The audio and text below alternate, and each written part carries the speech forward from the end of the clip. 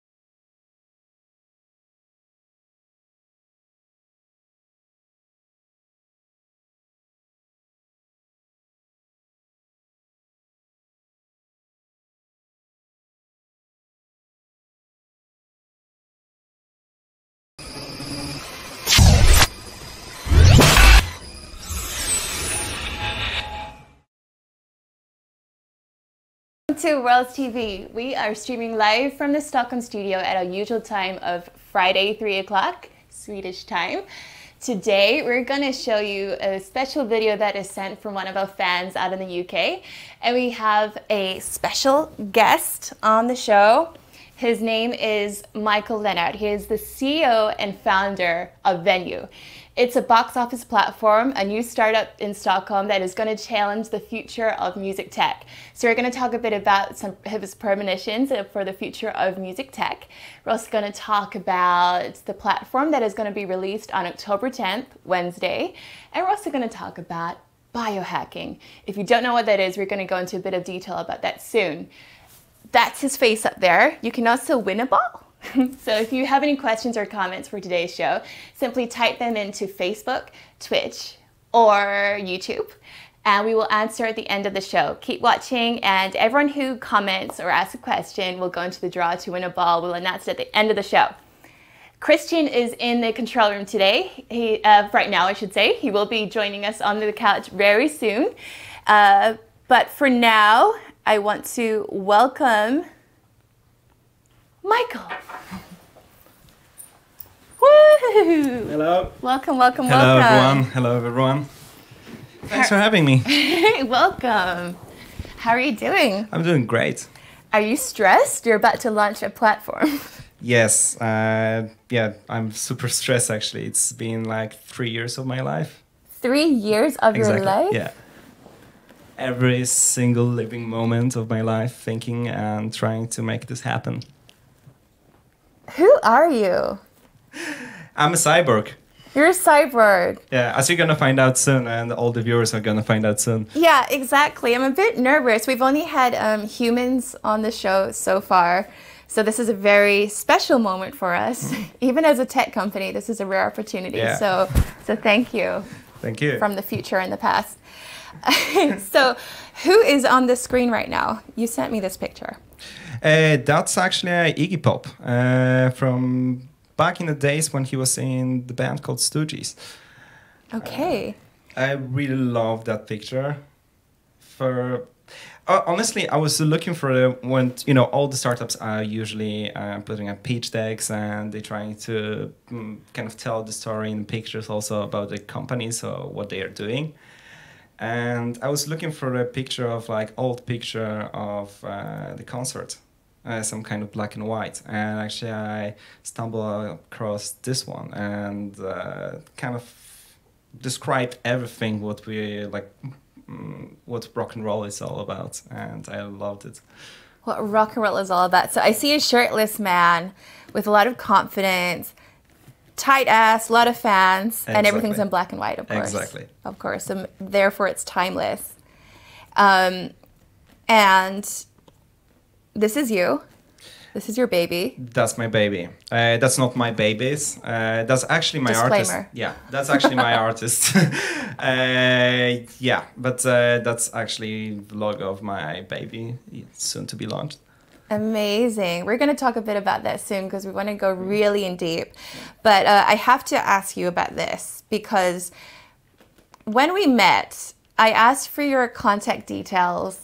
And you kind of started rolling up your sleeve. Yes. And it was super weird. And I kind of stood there for a minute just looking around the room waiting for something to happen. But you kept rolling up your sleeve and you pull out your cell phone. And I was like, this is a very laborious way to exchange contact details. So this is a picture of a surgical implant, which is much larger than what you have. Yes, exactly. Much larger than what you have. Can you tell the world what I'm talking about? Well, you're talking obviously about biohacking, which is enhancing your body with tech. So you have all the wearable tech these days. It started back in the days when basically it's evolved basically because you had your computers at home which you couldn't take with you. They were too big to transport them. Then you got into the laptops and like this all movable tech. Then you had cell phones and so on, to the point when you got into like the smartwatches and the Google glasses, which is like wearable tech. And this is the next step. This is something which you can't leave at home. You can't take it off that easily. And this basically is an NFC chip where you can store some data. And with any NFC reader, you can read what's stored in there. So when you think about it, it's like basically a small, really, really small thumb drive where you can store data. And you've got a V card installed. Exactly. What else? For now, it's about it. It's only my business card. Okay. But I'm really looking forward for next year where Stockholm, basically public transportation, is going to allow us to have, instead of like carrying those cards, we will be able to transfer this to the chip in our hands. How big is the chip? It's like this big, right? It's basically like 2 grains of rice. And you're getting this injected in a shot, basically. It's like really thick needle. Like it's basically the worst shot of your life, like vaccine of your life. It's quite uncomfortable. It's not about the size of the needle itself. It's about something that's the chip is stored in between 2 layers of the skin, like the second and the third layer of the skin. So the same thing like the ink from tattoo ink. Oh yeah. Yeah. Okay. In the same layer. So was that your rehearsal? You got tattoos before you got exactly that. Yeah. And you're like, same hand. Yeah, exactly. But the feeling is quite weird because you feel like something is like the needle is like living something like kind of grain of rice between your skin, inside of you. Wow. So that is really bizarre actually feeling, but still cool. How many people have this chip implanted? I think in Sweden it's around 1,000 people. 1,000 people. Yeah. And can anyone go out and get it? Yeah, exactly. There's a company called Biohacks. I think they're based somewhere in Norrköping in Sweden. Okay. And it costs around $150 to have this implanted. Okay. And then you scan your mobile phone, Exactly. or does the other person scan their phone? The other person scans your phone. However, first what you're getting is like empty thumb drive.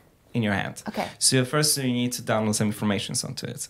So you need to have some kind of right now, unfortunately, Apple doesn't provide this, but with any Android basically phone, you can download the app and you can record something onto your hand, like some informations. Today, actually, there's also a possibility with Swedish trains that you can download your ticket when you're going on a train. You can download your ticket into your NFC chip. Okay, and how long is this chip going to live inside you for? Well, I mean, they're saying 5 years, up to 5 years, and but this is basically a small glass capsule, and this is like with the highest standards, like medical standards, like glass. It's not breaking. It's like kind of bulletproof glass, and there's one part which is the antenna of the chip, and there's the other part where it actually stores the or the informations and all the brains of the basically of the chip. Okay, so you're an app-enabled networker. Yes. Okay. Do you like having data? Hello. Hello. Now I'm ready to join. Awesome. And here is all the chat messages here. Oh, cool. Provided we get anything, I will be able to let you know what the audience is saying. Yeah, everyone, please send us some comments and questions. We want this to be a conversation with everyone here. Just because we're in the studio doesn't mean you're not a big part of it. And remember, you have an incentive. You can win the ball, the world's ball. Do you know much about the ball? No, actually not. I meant to ask you. Okay, I actually want to show you something because we just got sent a unboxing video. Okay, so I'm going to launch that now. This is from Robert in the UK. Really, I'll drop you guys the link after we finish. This is the world's smart ball. Yeah, a bouncy ball with so much potential. The awesome guys over at WRLDS sent me this out for free to review. So give them some love on the social medias. Links are on screen now and in the description. If you're going to pick up one of these, it'll cost you around $40 or 30 British pounds. In the amazingly designed box, you'll get this really nice quick start guide and the ball itself. Overall, I love the design of this ball.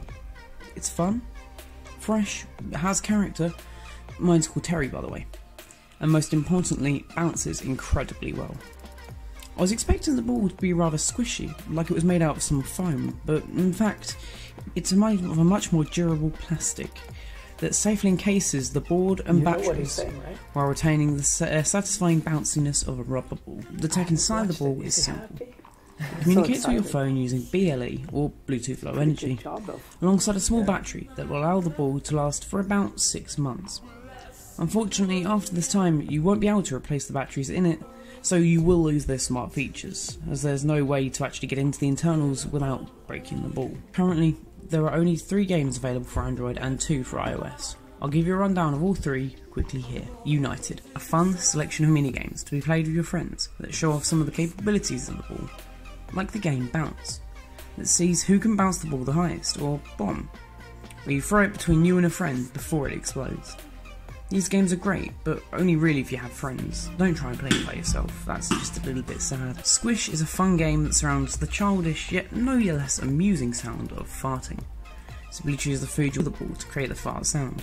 This game is fun for a certain amount of time, but has no real longevity to it. Splash is technically the most advanced and most fun game of the 3. It uses a Pokemon Go style AR location based gameplay, where you capture territory with your team's colours by simply walking there and bouncing the ball.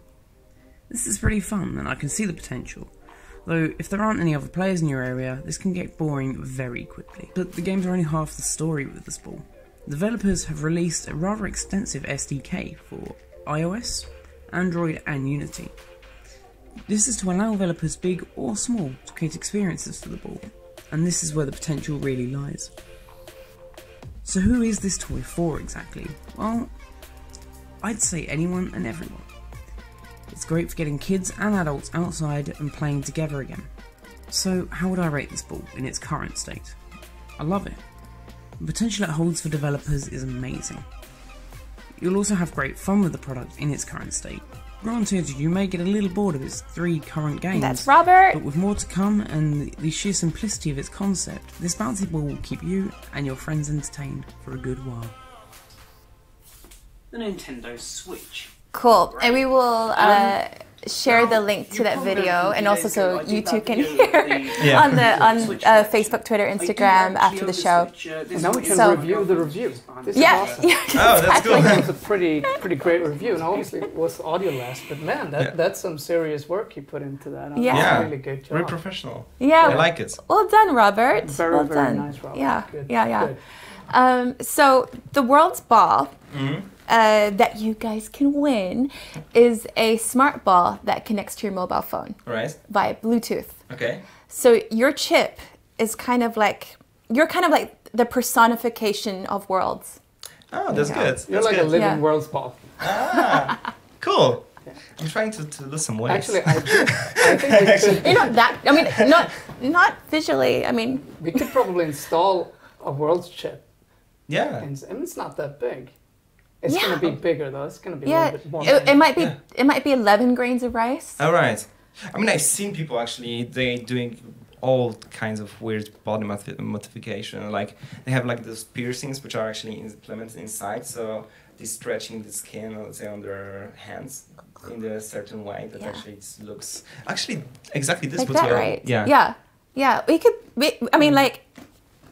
Can we just use the chip, or should we just put the whole ball in someone? There's different ways you can implement the ball. I think a ball, it really depends on. Maybe it's nice, like maybe you want to go a little bit bigger somewhere, Maybe like a third breast or something. Yeah, exactly. Yeah. Maybe, Oh my God, finally the fantasies are coming. With the third boob. The third boob. Yeah. Maximum bounce. The holy grail. Yeah. And it's digital too, like. Yeah, exactly. It measures, the force. Yeah, like the two regulars and one vibrating in the middle. Amazing. And then here we have some crazy biohacking ideas. Yes. Now we're actually really trying to create a sex cyborg. A sex cyborg. Oh my gosh. Yeah. I like where your head is. It's very commercial. Yeah. It's very forward thinking. Yeah. And I think we can really monetize off this idea of body. I was going to call it body hacking, actually. Because it's so interesting. Well, I've read quite a lot, but this was some time ago. I think this was like 5 years ago, and I think this kind of field started underground exploding a little bit. Something 5 years ago when IT became big, and it's been. But so much has happened. What do people implant today? Like, what are the main things you want to put in? Well, I mean, mainly, like, still people are putting mostly. There's different generations of those strips. So they still, this is I think the biggest seller, like what people are mostly like implements. And there's different generations that enables to do different things. There is actually one co-working space in Stockholm that allows you to unlock the door to the both co-working space into your office with this kind of chip. There's some smart homes which actually you can buy those locks. Let's say you can even. Let's say how I would use that would be, let's say I'm going in the morning for a run and don't want to carry my keys with me. So I'm locking my door, I'm coming back from a run, just wiping my hands across the door and it unlocks. So there's a lot of use for those kind of things. And I think it's right now as the time passes and people are getting more used to it. Yeah. Because now the next generations, I think like they're more kind of like adaptive to new technology. Even if this technology means that you need to implement something into your own body. They're gonna be much more flexible and much more willing to actually to do that. And that opens the new market for companies to actually to create tech which actually is focused on to.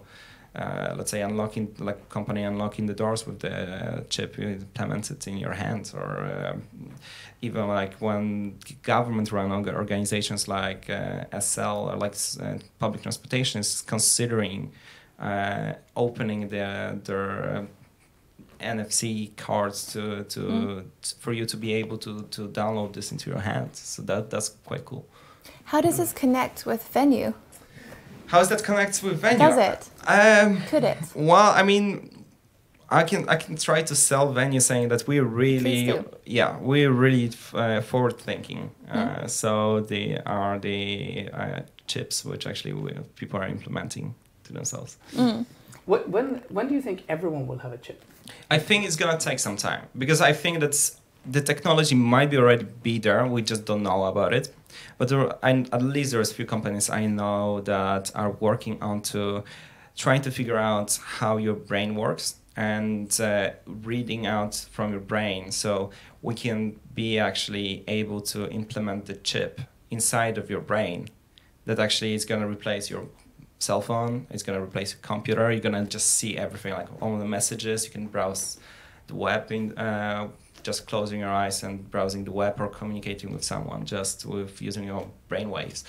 That's going to be really cool. It's kind of scary, because I think the biggest problem with tech, which actually you have to implement into your own body, since you can't change it so easily as changing your cell phone, or like buying a new one and replacing it. So you actually need to go under surgery, some sort, bigger or smaller, in order to change this tech. The problem is that tech gets old, and next year, today is like the newest, let's say, newest iPhone, newest Samsung phone. Next year, even in 1 month, it's gonna be old. And if you want to keep up, you need to change it. And it's much harder to do that with the chip implemented in your body. So I think that's the biggest issue right now. And you were saying so basically what you kind of need is a standardized kind of plug. Exactly. Some part where you can replace the actual technology easily, but it kind of has a plug to your body system. Yeah, I think so.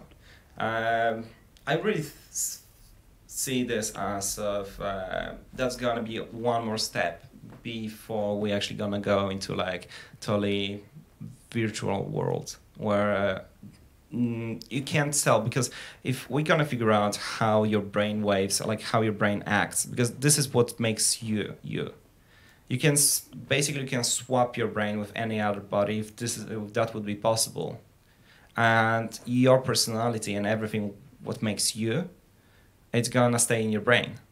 It doesn't matter. You can have heart transplants, you can have like lungs transplant or anything like leg or something like that, and still at the end of the day, it's gonna be you. So everything what makes you as a person, your memories, everything, is kept in your brain. So if we're gonna be able to actually to read that and store this somewhere, we'll be able to create. I don't know if you guys seen this movie Ready Player One, or there was also a book about the virtual worlds, and company sort of like maybe Facebook or Apple or Google created a virtual world where everyone is living in. So it's still we have like real world. However, like everyone goes to work and everyone is living, basically doing all the social stuff and everything inside of this virtual world, which I think it might be really possible in the future. I think this is the closest we can get to being immortal, because only thing is failing us why we're immortal is our bodies. If we can map the brain and everything what makes us into the computer, just turning this into 0 and 1s, and we can become immortal that way. I think this is the only way I think humans can be immortal. So in a way, it's a quest to become immortal. I think so. This is kind of. I think this is a kind of power game. What else you can do with your body? But if you say, for instance, now, some form of mortality is always going to exist at some point. Because even say, and what's that TV show? What was it called? The Swedish actor was in that one too. They're actually having chips, so they can just transfer their personalities to different bodies. It's kind of right. It was really big. Damn it, I can't remember. Yeah. But it's similar to this idea. Because obviously you could destroy all of the chips and all of the backups, and you would be dead. Yeah. And also at the same time, death seems to be something. I mean, it's a fact of life. That is a part of our life, but it's not really necessary to life. There's no real point in death. It's just our life has evolved with death as a sort of certainty. As a certainty. Yeah. But it's basically just again programmed in our DNA that we should die. Yeah, exactly. And it's not necessarily so that it's not that even that is necessary. Yeah, I mean, last time we talked about it in our office, actually, on after work, we spent 5 hours discussing this matter. It's really deep because even though, let's say, if you'll be able to map your brain and create exact copy of yourself in a computer, so from that moment you're creating a clone of yourself. So from the moment you stopped downloading your brain to the computer, you're gonna relive those, creates copy of you, which are gonna relive everything differently than you are doing. So basically, you're not extending yourself to the computer. You can't control, basically, my understanding of this. You can't control this copy of you in a computer. You're just creating a clone of yourself. So if, let's say, if you die, so this copy is gonna be just separate entity, which actually gonna start reliving something all over again. Like, they're gonna have memories of you from the past, but from the moment you pull the plank of like transferring the data, you two are gonna have different memories. Exactly. So, and you're gonna start living different lives, basically. Same thing, like if you destroy the copy on the computer, it's still gonna be you, and the same thing. And that's an interesting philosophical thing that really comes with that, because there's this movie called The Illusionist. Yeah. Right, where he finds this magical device to teleport himself, but for some reason he also clones himself. The problem is he never knows which one is the real one. If the one that stays is the real, or if the one that clones. So he always kills the one of them off, right, by default. For anyone who may not have seen the movie. But it's a very interesting philosophical paradox, because in theory, this can happen all of the time. In real life, we are moving through time and all of our cells die. Maybe we die in every instance, but we would never know about it because we are always moving. We are the surviving one. Exactly, we're the surviving one, or the one that we think that we, live in, which is really interesting from an astrophysical perspective too, because it seems to be a lot like that. Exactly. And who owns that clone?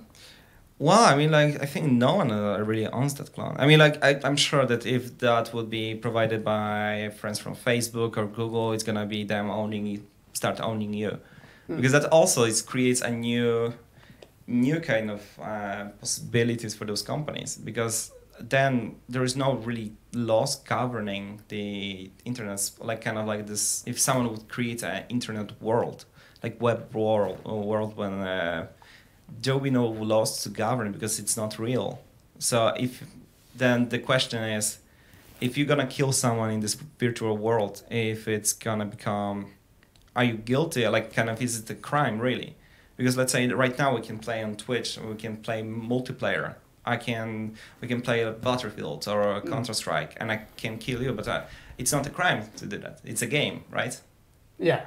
But if it's gonna be the same thing, if you're gonna be implemented in this world as a person, like fully immersed, and you're gonna kill someone in this virtual world, if it's gonna be then crime, because actually you didn't kill anyone in real life, right? No, it's a host of really weird questions that's coming. I have a question here from a viewer. We're going to go back into weird philosophical topics, because it's really interesting. Yeah, it's talking about how can we protect our data, because it does become even more important than ever. Exactly. Right? Yeah. As we're starting to connect it. So.